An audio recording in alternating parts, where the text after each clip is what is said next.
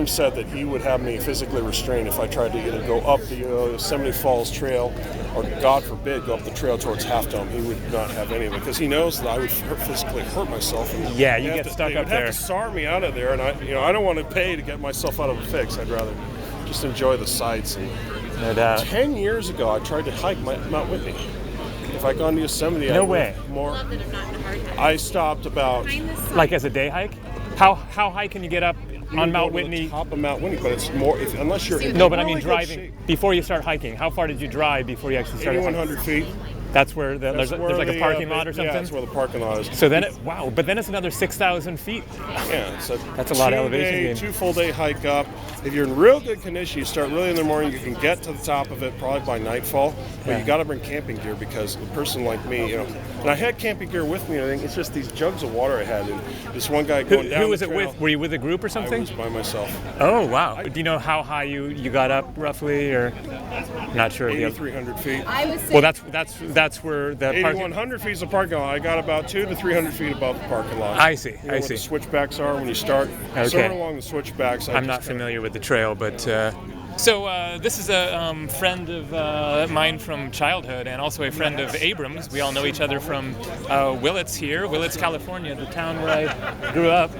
All right, so John here is going to explain what's going on here. This town, since about 1988, has been waiting for a roadway that allows pass-through traffic to get off of Main Street and stop and start for many years. There are some locals that claimed, we don't need to bypass, but as the years progressed and summertime traffic got worse and worse and worse, and slowdowns and even road rage, people finally came to realize we need a bypass. And the problem is the town is insignificant to the largest state affairs in California. When the Nome Creek earthquake and Northridge earthquakes occurred, just money was diverted. It just was an endless. Oh, I didn't realize that was an issue. It was. Okay. So, the earthquakes of '89 was the Loma Prieta, Prieta, and then Northridge was Los 94. Angeles '94 earthquake. That's where they had to retrofit all the freeways, and so this got pushed to the wayside. America got pushed to the back burner. Yeah. So the town of Willits is out that way. Where I was raised is up in the hills, back up, other side of town, way out there somewhere. And so the Highway 101 that comes from San Francisco heading up to Oregon through like Eureka and stuff goes right through the town of Willits. And so all of the traffic would end up going right through Willits. And so finally they created this highway bypass that goes around the town. This is just phase one. There's going to be another bridge. And this is the ceremony for the opening of the bypass. But so that's until what's that going happens, there's a risk of a head-on collision on this thing at night or when it's slippery out in the wintertime. Drive safely, everyone, when you use the bypass around town. Don't try to pass anybody, particularly on the viaduct section, man, because safety you'll first. just put everybody back on Main Street because there'll be a big, nasty wreck up here, and they have to exactly. clear it up and everything. So we don't want that. Drive safely, folks. Yeah. So now our mission is to go find Abram, right? Yes, sir. Maybe head up to his house there and see if he's surprise him. See if he's awake yet. He kind of knew that we'd probably meet up here. All right. We'll see how this goes. Some guy just did like a burn wheel thing, like he's drag that's what the smoke is there. Interesting. There's one on there. That might be the guy that was making the smoke.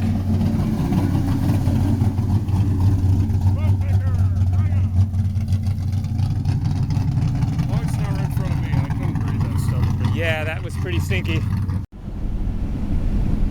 Nice cape.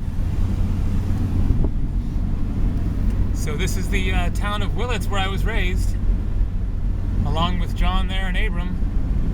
John is in that red car up there. Here we go, Willits city limit. Population 4,888, elevation 1,377 feet. This is the south end of town.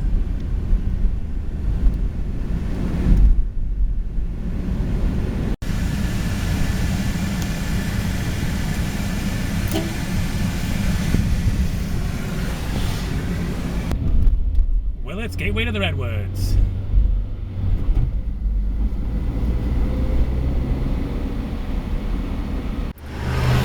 And here's downtown Willits. Good Mexican food there. Taqueria Bravo. Al's Redwood Room since 1901.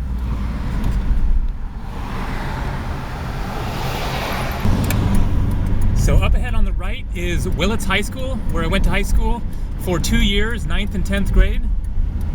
before I moved down to the Bay Area with my dad, and ultimately ended up graduating from Berkeley High School. I went to Skyline High School in 11th grade, which is a high school in the Oakland Hills, and then switched over to Berkeley High School for 12th grade. We were living in Oakland, in Claremont, I think it was called, and my dad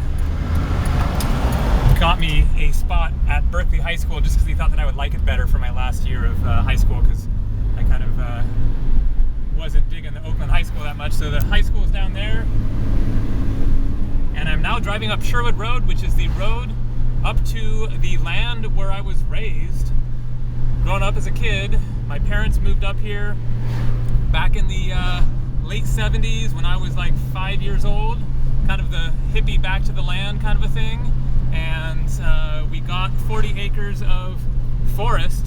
So you drive 5 miles out this road, and then you turn onto a dirt road and drive 1.5 miles out that road, and then you turn onto our driveway, which was a pretty long driveway, and then end up at our house. Well, it was just a raw piece of land at the time, and my dad built our big house and a big shed, and another guy lived on the land and built a little cabin there.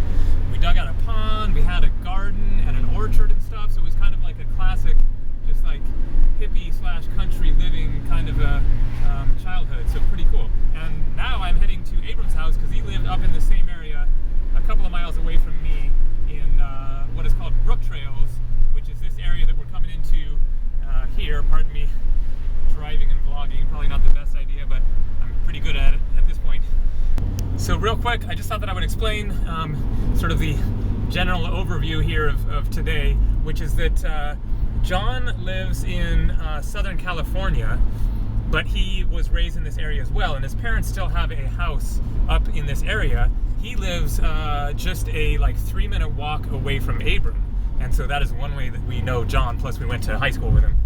But growing up, him and Abram lived right near each other, and so his family still has that house, and so he comes up here every once in a while and stays for a few days and just kind of checks out the house and stuff, and hangs out in Willits for a little bit, and then he heads back down to his place in Southern California. So there was that bypass ceremony there, and he knew that was happening because this has been a years-long project of making that bypass around the town. It's been an incredibly controversial one because people are concerned that it's going to take business away from local businesses with all that traffic being diverted, and so there were protests and stuff, and finally they completed it, and then today is the opening of the Willits bypass, and so John wanted to come up to be there for the ceremony there for the opening of the bypass. It's kind of funny, but he came up a couple of days ago and has been hanging out. Whoa, turkeys. Interesting. All right, and there's John's car, and up ahead on the left there is Abram's house with the blue truck there. So, oh, I see Abram's dad with the big white, oh, and here's Abram. Yo! Hey, Bill. Hey, man. Oh, it's you. Yo, it's me. This is the house that Abram was raised in, and I spent a lot of nights, sleeping over at his place there as a kid, playing video games and watching TV and all that. His parents have been there. That's where his parents moved as well back in the 70s. I forget where they moved from, but I think Southern California as well. And they have been there ever since, whereas my parents got divorced in the late 80s, back when I was a teenager, and my dad moved down to the Bay Area, and so that's how I ended up going down there with him.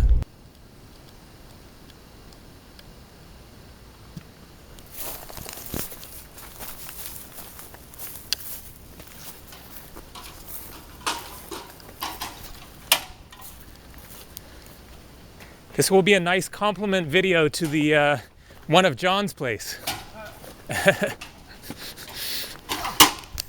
That's Abram's younger brother, John, up in Oregon, and we did a little video tour of the property up there. So This is going to be like your little It's personal hangout it's pad, like kind a of? readout kind of thing. Like, But no plumbing?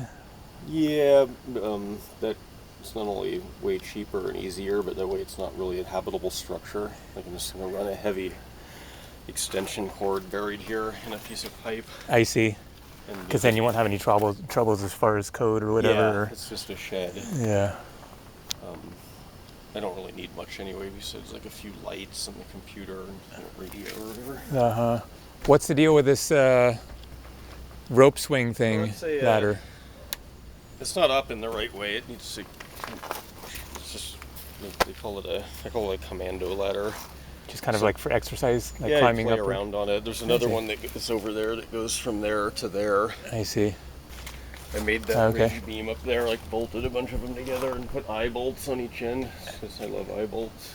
Just because you can hang random stuff them. on them. Yeah, nice and strong and do things. Right on. I haven't spent much on materials. Like, all of those roof rafters are made of cedar fence boards that I had like 48. Just left over from something? All out of 2x6 and stuff. Uh-huh. So I just screwed and glued them all together. They're actually really nice. Huh. I see. So they're not really made for this sort of building. But a bunch of these things, that go in here. I see. Boards. Make and do with what you got. Yeah. I'm making it out of trees. Suppose all wooden structures could be tree forts, but yeah, I've always kind of been an overbuilder. Like, you prefer to do it right rather than have to come back and. Yeah, I'm gonna put cross braces in, and like, you should have seen this timber frame straw bale house me and this guy Parker built at Spring Creek Road. It's fucking bunker. Mm-hmm. I actually hadn't seen it done until last summer. I went up there and we did most of it, and then these other guys finished it, but this woman's been living in it all these years. So you just built it for this woman, or? Well, they hired us. Oh, I see. She did. Oh, I gotcha. Built it for $35,000. It's fucking sweet. Huh. It was a hot day out. You go inside, it's all cool and quiet. Like, this window cell's this wide. Well, I flew into Portland from Spain. And you got a car from your brother, right? Exactly. I went out to Eastern Oregon and he gave me his old pickup truck. And then I went on this awesome road trip, like through Oregon, came down the Oregon coast, and then I wanted to go backpacking in the Marble Mountains. Yeah. You know where that is? I think so. It's near the Trinity Alps up north of Eureka. Yeah, okay. Yeah. Drive out there, and I'm like 12 miles out a Forest Service road, and the car just breaks down on me. Just cuts out. So you're stranded. Completely stranded, won't start up. No cell phone reception. Oh, Jesus. Yeah, pretty much worst case scenario. So did a Good Samaritan. Abram should tell you about his 2 Good Samaritan situations driving from North Carolina to Hemet last spring. Totally random, saved people's asses. Oh, that you saved their asses? Yeah. Yeah. But, sorry to interrupt. But yes, it was a Good Samaritan situation.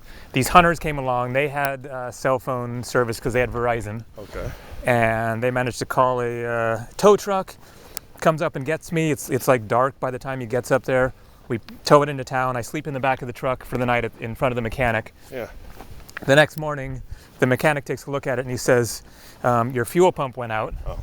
And I'm going in for hip replacement surgery tomorrow, and we don't have the part. We would have to order it, and I'm the only mechanic in town, and you're out of luck. If you want to tow it to another town or something, feel free. Cost you, I just paid $350 for the tow there, so I sold the truck to him on the spot for $1250. Oh, wow. Yeah, Nice guy. I know. Was your brother mad about that? He was bummed, but considering the circumstances, I mean, I was in a spot where... You hitchhiked out of there and back to where you I went for my backpacking trip anyway. I hitchhiked up to the trailhead, or like hiked like 10 miles of it up to the trailhead, and then did my backpacking trip and came out and hitchhiked out of there, and yeah.